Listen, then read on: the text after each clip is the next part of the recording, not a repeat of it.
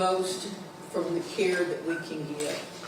The journey that brought us all here today started several years ago when, sitting in my office, advocates and agency leaders all said that we do not have the capacity to take care of some of our sickest children, that many providers would turn them away because they presented too much of a challenge for them.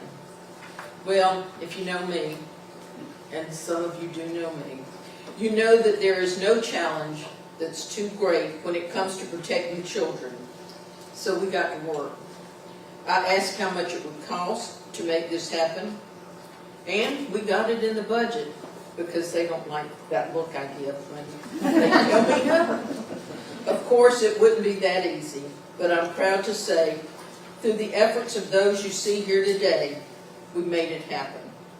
I look forward to seeing the progress that continues, and I'll probably ride out here about once a week to see how that progress is going and how the incredible, important project, and hope that it will help us to bring a greater focus on the children who are in the most critical need. I can't thank the governor enough for bringing the team together and forcing us, everybody, to work together to make this happen.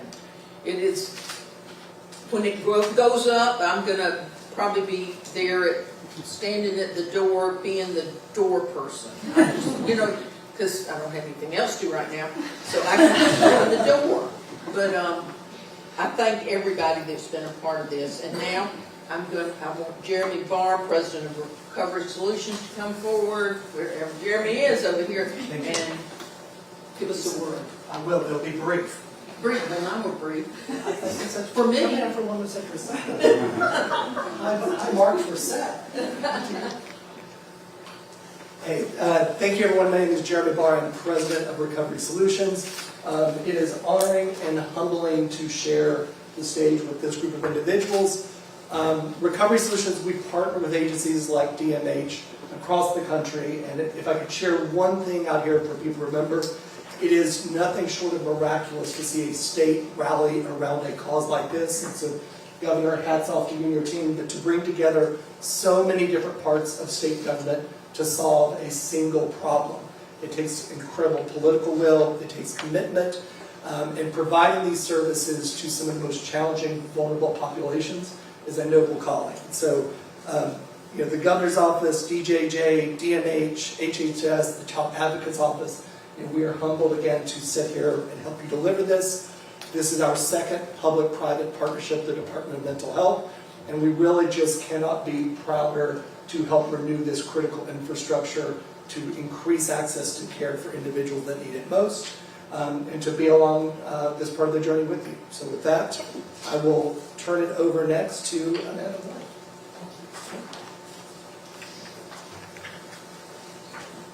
Good morning. My name is Amanda Whittle. I am the State Child Advocate and Director of the South Carolina Department of Children's Advocacy. It is an absolute pleasure to be here with you this morning, because today marks a significant milestone in our state as we thank the people who have made this possible and as we contemplate the impact this facility will have on justice-involved youth in our state. Thank you to Recovery Solutions. We are grateful for your expertise in this area and for your willingness to assume this vital role. We are looking forward to seeing your work toward diagnosis, treatment, and recovery for youth with serious mental illness. Thank you to the General Assembly, with shout-outs to Senate Finance, the Health and Human Services, and Criminal Justice Budget Subcommittees, and House Ways and Means, Health Care, and Criminal Justice Budget Subcommittees. Senator Shealy is chair of the Family and Veteran Services Committee and is a member of the Health Care Budget Subcommittee. This is not possible without the support, the generous support of our General Assembly. Thank you to Governor McMaster. You've heard his name twice today, but I want to tell you he has been personally engaged and instrumental in improving mental health access for youth at DJJ. He and his office have been accessible and attentive and have addressed these issues with a sense of urgency. I am grateful to Governor McMaster for prioritizing children's mental health and for ensuring a process that includes coordination, communication, and collaboration. I think the definition of collaborate can sometimes be defined as to meet. And sometimes folks meet to meet, and then that becomes a forum to worship problems, rather than coming together and actually identifying a solution and going after that. And that is not how this group has proceeded, and that is not how we got here today. Yesterday, my pastor, ironically, delivered a sermon about collaboration. And he shared that the root meaning of the word collaborate means to co-labor. I am proud of the work that the Department of Children's Advocacy, Department of Health and Human Services, the Department of Mental Health, and the Department of Juvenile Justice, along with the General Assembly and the Governor's Office, have done to co-labor, to work together to create a solution to our state's need for psychiatric treatment for mental health for justice-involved youth. That process started with an acknowledgement. Sometimes that's hard, but an acknowledgement that there are gaps and barriers to treatment for seriously mentally ill youth who are committed to the Department of Juvenile Justice. And then with a commitment to prioritize a state-operated PRTF for this population. With so many priorities at each agency, I was grateful then, and I continue to be grateful, that these agencies agreed to co-labor on this priority. That collaboration has included traveling to different parts of the state to tour sites and to determine the feasibility of taking an existing building and modifying that so that we wouldn't have to build a new facility. We knew we needed a secure facility with anti-ligature fixtures, high ceilings, hardened walls, fences and roof lines that cannot be scaled, and clear lines of sight. We also wanted a facility that was practical for transporting youth from DJJ and then to appointments. And we needed a structure that would be conducive to psychiatric treatment. We ultimately agreed on asking the General Assembly for funding to build a state-owned treatment center. We all attended the Department of Juvenile Justice Budget Subcommittee hearing when Director Hendrick asked for funding. We attended the SPA meeting, that's State Fiscal Accountability Authority meetings, when Dr. Bank, on behalf of the Department of Mental Health, asked for authority to proceed with that RFP for the Design, Build, Operate, Maintain proposal. We worked together to create short-term and intermediate processes because we knew this process would take a long time. Today's press conference is not only about thanking the people who've been involved with this, it is also about the why, as we contemplate the impact this facility will have on justice-involved youth. I want to say, as we think about Judge Byers, as we think about what he stood for in the world of deinstitutionalization and serving people in their home, schools, and communities, it is imperative to avoid restrictive placements when less restrictive options are available and appropriate. Most children's and youth's mental health needs can be met in their homes and communities. This placement is specifically contemplated to be for youth who are confined or committed to DJJ and who cannot be treated in their homes, schools, and communities. DJJ provides custodial care and rehabilitation for youth who are adjudicated delinquent, and state law prohibits the commitment of youth to a DJJ facility if the youth is, and this is a quote from the statute, seriously handicapped by mental illness. Our state currently relies on private providers, as Senator Shealy mentioned, for justice-involved youth's PRTF level of care. And we are grateful to those 8 private providers who provide this treatment. The child serving system needs those providers, will continue to need them, but we do recognize that these providers are not always able to say yes to placement for justice-involved youth based on their existing milieu. I've learned in this job what milieu means. Didn't know that.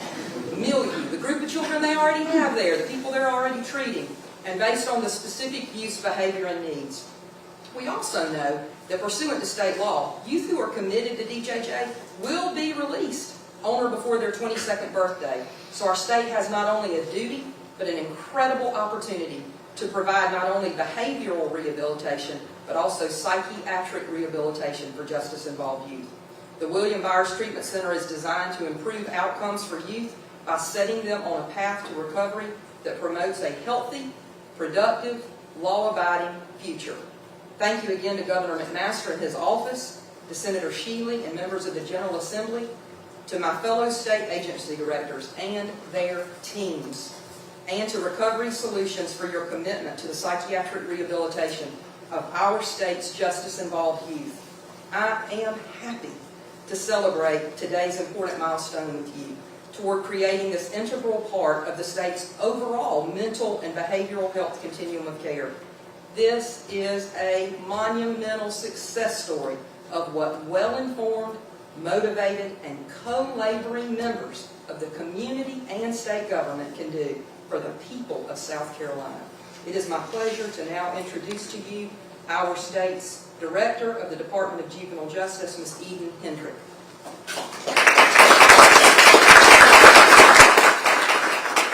Good morning. I'm Eden Hendrick, and I'm the Director of the South Carolina Department of Juvenile Justice. I just want to thank Governor McMaster for changing this issue. When I first started, I never thought that I would be before the Ways and Means Committee asking for money for another state agency. I didn't know that that was like a common thing, how that always worked, but then I understood that we had to collaborate to get this done. Without the collaboration of Dr. Bank, Director Whittle, Senator Shealy, Director Kerr, and the Governor's Office, this would not have happened. And I can't explain to you how necessary and important this is. We often talk about the youth, but we really don't see their personal stories and their struggles and their trauma. And then when they come to us in their worst time with serious mental illness and they're in an environment that is hard, no one's going to sit here and tell you that DJJ is the easy place to be rehabilitated. It's hard work. These youth really need something different. They cannot survive in a normal environment without special care that the Department of Juvenile Justice is not set up to provide. We do the best we can, but these youth need something more. And Director Whittle said something very important that I think everyone needs to understand. These youth are coming home. They are returning to their communities, so we should make them better before they come home, or try. I also think that this is going to be a turnaround for our state. Our state really has not focused on mental health before, especially youth mental health, and I think this is the right time and the right people to do this. So I just want to say thank you to everyone for the collaboration. And please remember that this is more than just youth. These are kids that we care about. So thank you.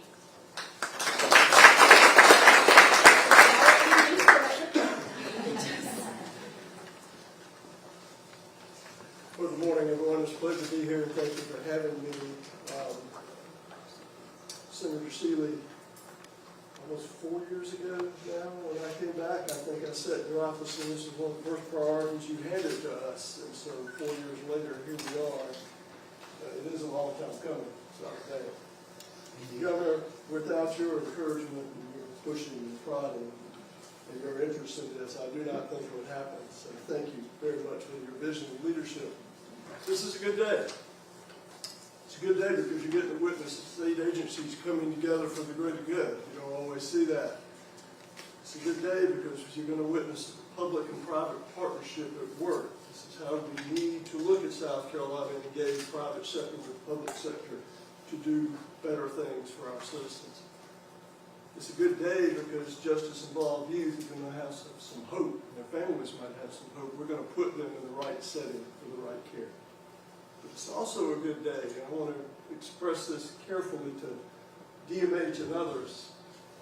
We've got an opportunity to deliver a standard of care that I think is lacking in behavioral health in our particularly public but private communities.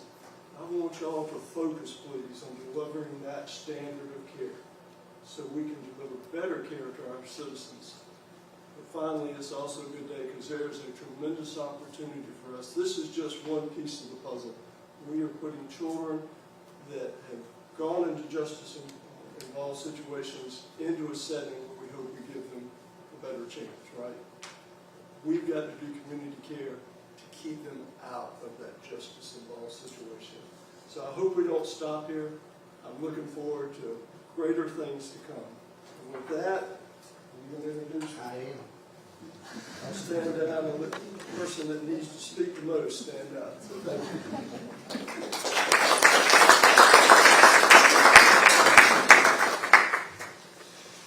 Our final speaker today has been a champion for mental health over his entire career. When he served as the state's Attorney General, he was integral in the establishment of a trust in which the proceeds from the sale of the Bull Street property are held for the benefit of DMH patients. As governor, he most recently declared the month of September as Suicide Prevention Awareness Month in South Carolina. He has been a great advocate for school-based mental health, telehealth, expanding mental health funding and resources across the state, and this residential treatment facility that we celebrate today.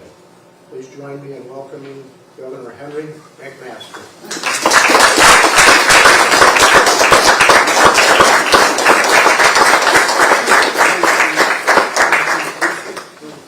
Well, I feel happy to be here. I often get referred to as doing a lot of things that I can't take up part in, and this is one of those things. I don't think that you could go to any state anywhere and find more talent than is right here sitting behind me, right here in this group. That's something that it always occurred to me. South Carolina's great history in the past. We have the longest, deepest, most consequential history of any state in the country. Go back and look at it. Get Walter Edwards' book. It's thick. And got an encyclopedia that goes along with it. But you find something in there about everybody in this room and the way we are. From our heritage, where we came from all over the world, Europe, West Africa, Native Americans were already here, all the struggles and things we've been through. And at times when we've been at the top, and at times we've been at the bottom.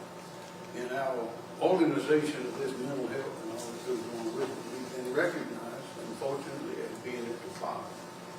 But our people, fortunately, our people have been recognized over and over as being at the top. It was the chairman of BMW 2 times, one when BMW came here in 1992, and again just a few years ago, the 25th anniversary. But I was president, Governor Campbell was there the first time. Chairman or CEO of BMW in 92, they were looking all over the world where to go, where to find the people that they want to run to work in their factories. And as you know, their biggest, most productive, best one in the whole world is here in Spartanburg.